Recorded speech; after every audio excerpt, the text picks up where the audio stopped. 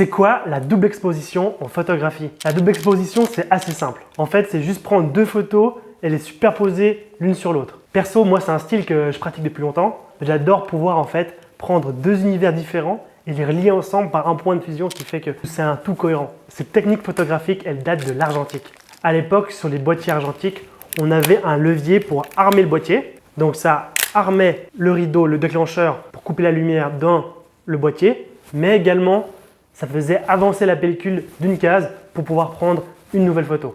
Mais il existe également ce petit mécanisme ici que quand on l'active et qu'on arme le boîtier, eh ben, la pellicule ne se déplace pas. Le rideau s'arme quand même. Ça veut dire qu'on peut reprendre une photo. Mais du coup, on va reprendre une photo sur l'ancienne photo qu'on avait déjà prise avant.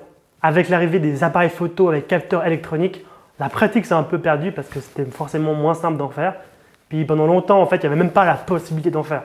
Dans le temps, quand on prenait une photo avec une pellicule, puis qu'on voulait faire une double expo, c'était forcément la prochaine qu'on allait prendre comme photo, ça va être celle qu'elle est dessus. Alors que maintenant, c'est beaucoup plus simple. C'est-à-dire qu'on peut prendre une photo au début d'une journée et ensuite, on peut revenir en arrière, sélectionner la photo qui nous paraît le plus appropriée à la scène, bien cadrer et faire sa double expo.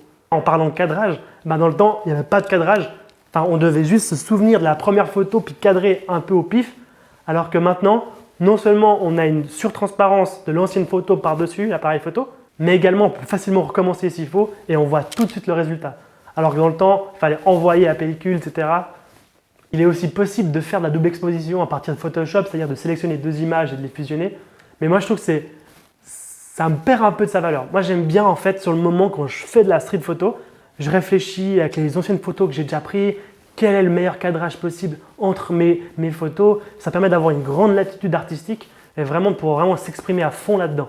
Si la double expo vous plaît, moi c'est ma spécialité. Je prépare une exposition sur la double exposition.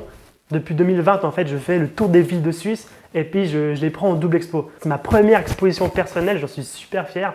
Je l'ai faite dans une tour médiévale en verticale pour rester dans le thème de la superposition. Et ce sera à Payerne en Suisse du 15 au 17 et du 21 au 23 juillet. En plus de ça, il y aura un bar éphémère avec une ambiance lounge vraiment sympa pour pouvoir vraiment passer une super expérience.